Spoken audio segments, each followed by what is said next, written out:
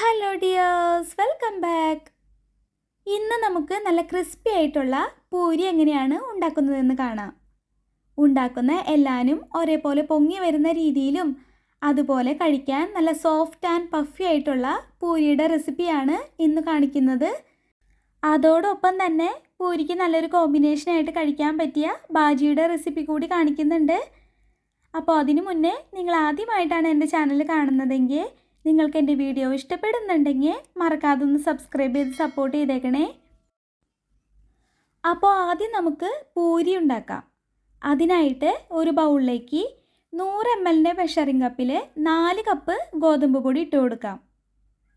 ഇനി ഇതിലേക്ക് അതേ മെഷറിംഗ് കപ്പിൽ തന്നെ 1 കപ്പ് റവ ചേർക്കാം. ഇനി ഇതിലേക്ക് 1 ടേബിൾ സ്പൂൺ അളവിൽ പഞ്ചസാരയും 1/4 ടേബിൾ സ്പൂൺ അളവിൽ ഉപ്പും 2 ടേബിൾ സ്പൂൺ ഓയിലും കൂടെ ചേർക്കാം. ഇനി വെള്ളം ചേർത്ത് കൊടുത്ത് നല്ലപോലെ ഒന്ന് കുഴച്ചെടുക്കണം. എനിക്ക് 1.5 ഗ്ലാസ് വെള്ളം വേണ്ടി വന്നു ഇത് കുഴച്ചെടുക്കാൻ.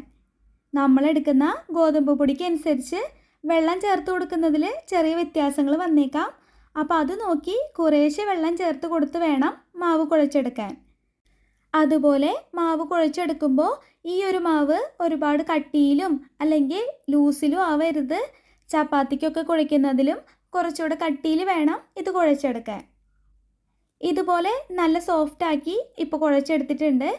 ഇനി നമുക്കിത് റെസ്റ്റ് ചെയ്യാൻ വെക്കേണ്ടതില്ല. അപ്പോൾ തന്നെ ഇതുപോലെ ചെറിയ ചെറിയ ഉരുളകളാക്കി എടുക്കാവുന്നതാണ് കേട്ടോ. ഈ ഒരു വലിപ്പത്തിൽ 16 ഉരുളകൾ ഞാൻ ഉരുട്ടിയെടുത്തിട്ടുണ്ട്. ഇനി നമുക്കിത് ഓരോന്നും പരത്തിയെടുക്കാം. ചപ്പാത്തി പ്രസ്സോ പലകയോ പരത്തിയെടുക്കാനായിട്ട് ഉപയോഗിക്കാവുന്നതാണ്. ഞാനിപ്പോൾ ചപ്പാത്തി പലകയിൽ വെച്ചാണ് പരത്തിയെടുക്കുന്നത്. പരത്തുമ്പോൾ ചപ്പാത്തിയൊക്കെ പരത്തിയെടുക്കാറുള്ളതിനേക്കാളും വലുപ്പം കുറച്ച് കട്ടിയിൽ വേണം ഇത് പരത്തിയെടുക്കാൻ.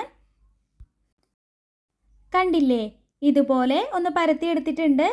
ഇനി ഇതുപോലെ തന്നെ ബാക്കി എല്ലാവരും ഒന്ന് പരത്തിയെടുക്കാം. ഇനി ഇത് ഫ്രൈ ചെയ്തെടുക്കാം. ഫ്രൈ ചെയ്തെടുക്കാനായിട്ട് കുറച്ച് കുഴിയുള്ള പാത്രം എടുക്കുന്നതാണ് കേട്ടോ ഏറ്റവും നല്ലത്. ഇനി ചട്ടിയിലേക്ക് ഓയിൽ ഒഴിച്ചു കൊടുക്കാം. ഞാനിപ്പോൾ സൺഫ്ലവർ ഓയിലാണ് ഫ്രൈ ചെയ്തെടുക്കാൻ ഉപയോഗിക്കുന്നത്. ഹൈ ഫ്ലെയിമിൽ വെച്ച് ഓയിൽ നല്ലപോലെ ചൂടായിട്ട് വരുമ്പോൾ ഇനി പരത്തി വെച്ച് ഓരോന്നും ഇട്ട് കൊടുക്കാം. അതിനുശേഷം ഇതുപോലെ ഒന്ന് പൊങ്ങി വരുമ്പോൾ ഒരു തവി വെച്ച് ജസ്റ്റ് ഒന്ന് പ്രസ് ചെയ്ത് കൊടുത്ത് തിരിച്ചു മറിച്ചിട്ട് ഫ്രൈ ചെയ്തെടുക്കാം. 2 ഭാഗവും വേവായി കഴിഞ്ഞാൽ നമുക്കിനി ഇതെടുക്കാവുന്നതാണ്. അപ്പോൾ ഇത്രയേ ഉള്ളൂ. നല്ല ക്രിസ്പി ആൻഡ് പഫി ആയിട്ടുള്ള പൂരി നമ്മൾ റെഡിയാക്കി എടുത്തിട്ടുണ്ട്. കടയിൽ നിന്നും കിട്ടുന്ന പോലെ അതേ ടേസ്റ്റിലും അതുപോലെ നല്ല സോഫ്റ്റ് ആയിട്ടുള്ള പൂരിയാണ് നമുക്കും കിട്ടിയേക്കണേ.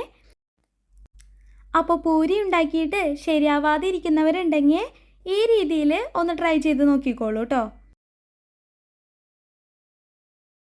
ഇതുപോലെ തന്നെ ബാക്കിയുള്ളതെല്ലാം ഫ്രൈ ചെയ്തെടുക്കാം. ഇനി നമുക്ക് പൂരിക്കൊപ്പം നല്ലൊരു കോമ്പിനേഷനായിട്ട് കഴിക്കാൻ പറ്റിയ ബാജി ഉണ്ടാക്കാം. വളരെ എളുപ്പത്തിൽ കുക്കറിൽ തന്നെ ഉണ്ടാക്കിയെടുക്കാൻ പറ്റിയ ഒരു ഉരുളക്കിഴങ്ങ് കറിയാണ് കേട്ടോ ഇത്.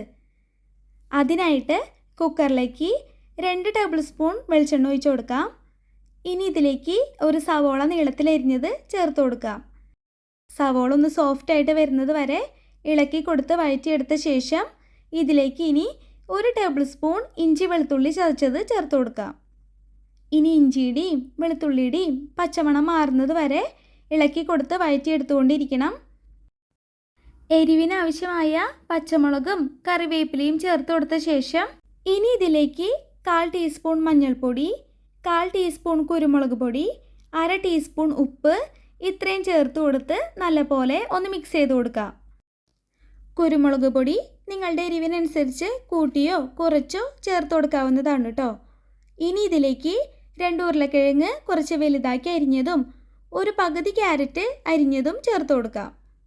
ഉരുളക്കിഴങ്ങും ക്യാരറ്റും മസാലയായിട്ട് ഒന്ന് മിക്സ് ചെയ്തെടുത്ത ശേഷം ഇതിലേക്ക് ഇനി 2 കപ്പ് അളവിൽ വെള്ളം ചേർത്ത് മൂടി വെച്ച് വേവിച്ചെടുക്കാം. മീഡിയം ഫ്ലെയിമിൽ 2 വിസിലടിച്ച് വേണം ഇത് വേവിച്ചെടുക്കാൻ.